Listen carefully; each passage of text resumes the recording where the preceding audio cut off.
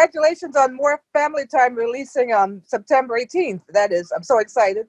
With amazing tracks like Move Your Body, Goo Goo Gaga, and Wonderful People. Can you tell us how each of the children contributed to the development of this project?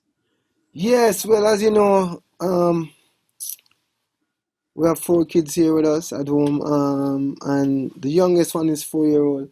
So he's the one, he's the one that's on the front of the last album, Isaiah. So Uh-huh. he's always around me in the studio. He follows me around a lot and comes, he's not Yeah, been around. right. So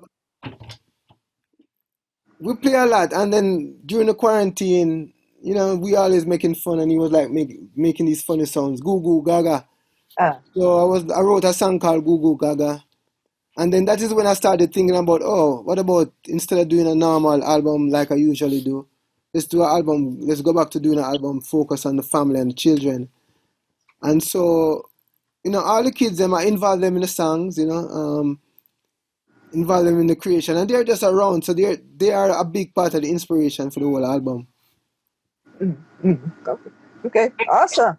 Segueing into your charitable organization, Urge, a portion of the proceeds from this album go to Urge. Can you talk about the current needs of Urge right now and some updates?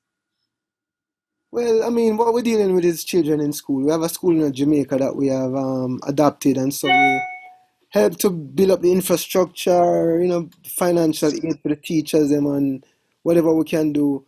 And that's where we're focused now. But sometimes we also partner up with other companies to find money for charities here in LA where I am at. So we just did something with Uggs, and we donated some money to an organization called Hola. And so we'll partner up with people and help people any way we can. So that's what we do. Yeah. I mean, we're all reeling in 2020 with everything that's happening from the pandemic to police brutality and I just wondered if you could give us a little bit of advice about how you might talk to your kids about what's happening. Well, them children, know more than you think right now in this time, I tell you that. Mm-hmm. So for me, just a part of our reality. We talk, we don't think about it really because we just be as natural and as free as we want to be. I don't really think about like specifically that. Yeah, it comes up, it comes up. Because I watch the news, I see what's going on. So when they're around me, they see what's going on, and we might have a talk. And police brutality is a reality, so they know what that is, and they know the history of the American system against black, African descendants here in America. So they understand that. I mean, from my perspective now, I don't know from somebody else's. We all have different experiences. But well, we just tell the children the truth. I mean, but yet still keep them in a place of positivity because that is the most important thing for children. Remain on the positive side. I think that is what we should be thinking about even more than what's happening. Hey, let's stay positive and get this positive energy going because they need that. They do. Yeah. The rest we'll figure it out, but let's focus on what the priority right now is to keep the children them positive. That's the most important thing. For sure. Speaking of keeping children in a positive space, Camp Wha Gwaan looks like it's a whole lot of fun. What's going on with that during the pandemic? Yeah, well, I was doing that like from the beginning, but that we just start kind of put it on film. But that's been happening since day one. Yeah. Cause I'm like a child, so my imagination kind of, I like playing around. I like playing around. I like having fun and pretending stuff. So I was like, all right. Usually the older kids them go to camp, but since the quarantine thing happened, there's no camp. And so I said, all right, come, we're gonna do our own camp. And we just figured out some things to do in the yard. First thing we do, let's climb some trees. So everybody climb trees. And then we do some scavenger hunting, we swim, we play soccer. And we create, we like, if there's cardboard boxes, we have to beat them with bats and tear them down and for put them in the recycling bin. So we find all type of things for do. Just out of imagination, you know what I say, which is one of the greatest things we have now, so we can relieve ourselves of the stress is like we imagination. We have to use that too. We have that ability, so we need to use that too. We need it. Right.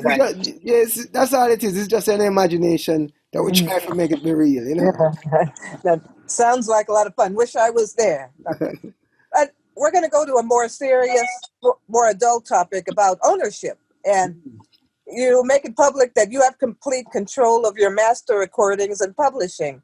So what do other artists that follow you, that look up to you and admire you, what do they have to do to make that happen so that they can stay protected in times like this? They gotta want it to happen. They gotta know what they really need to happen. If you need it, some people might not want it, so you don't. If you don't want it, you ain't gonna push that. But if you want it, then you have to sacrifice too. You know what I say? Is that you have to sacrifice too, and you have to be brave. You just have to be brave and believe in what you're doing. And it's always good for me, is to have another motive beside financial gain or another reason to do it beside paying bills. We use it for pay bills, yeah, of course. It's a livelihood too, you know what I say? But that can't be the only reason to do it, or the most important reason. You know what I say? So I think for me that play a very important part in that whole mindset of independence and freedom, is that I'm not just doing this for myself today. There's another reason why I'm doing this. And it gives me more purpose for one to be free.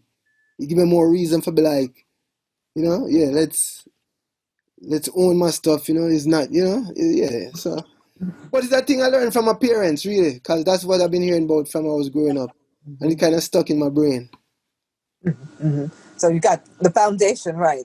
Good for you. Thank you. It just seems like I have to tell you, it seems like you really kind of eased into all of these changes in 2020, just watching you online and watching everything that you're doing, all of the collaborations and the album and the virtual performing, stuff like that. And then, the Wha Gwaan, and you're just really out there with the people, and it's inspiring, and it's positive, and I think it's really helpful. So yeah. I appreciate that. Yeah, man, thank you. Definitely. Yeah. We have to help each other out wherever we can, so that's all it really is, spreading. So, and hopefully you'll be at Red Rocks? Yeah, man, why not? They're gonna. Oh, what a beautiful venue! Yeah, man, I look forward to that. Yeah, good. I cannot wait. The album is great.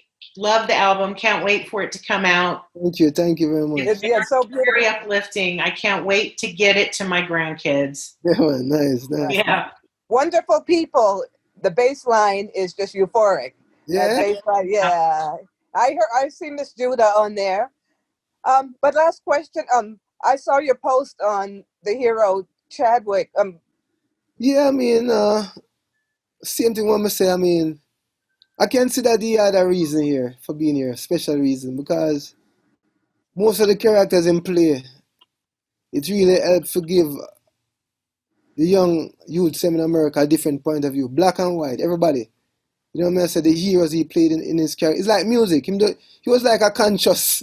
He's like a musician, really. You know what I say? Like his work, it's like it. It helped. It helped for bring people more together and give voice to people and opportunity and ideas and vision to people. So he was a very important person in the last few years. More important than we know, and maybe we'll know even more later on. But what he did was very, very important and influential beyond our understanding right now. I'm telling you, his work, his body of work. There's a reason why he was here. That's how I feel about him. Yeah, and he did what he had to do because it was very, very important. Very. Yeah. Well, and not only his body of work, but the fact that he literally worked through. He was diagnosed in 2016 with stage 3. And then he filmed Black Panther, what was it, 2017? 18. So he was going through chemo and then ended up with stage 4. And he did all of that while he was, I mean, Purpose, man. It's purposeful. Yeah. Like he knew he had a purpose. He had to do it. Because he couldn't stop. He had to do it. He had to do it. He had to do it, man. It was very important. It's sad, but that's how it goes, man. Him rest in the right place now, you know. All right, you know? Yeah. Right, absolutely. Yeah. Well, we want to thank you for your time, Ziggy, and we love you here at Island Stage always, and we're looking forward to part 2 of the interview after this album takes off, wins a Grammy, you know. All right. All right. Thank you, Susan. Thanks. Good afternoon. Bye. Thank you. Have a great one. Bye-bye. All right. Bye.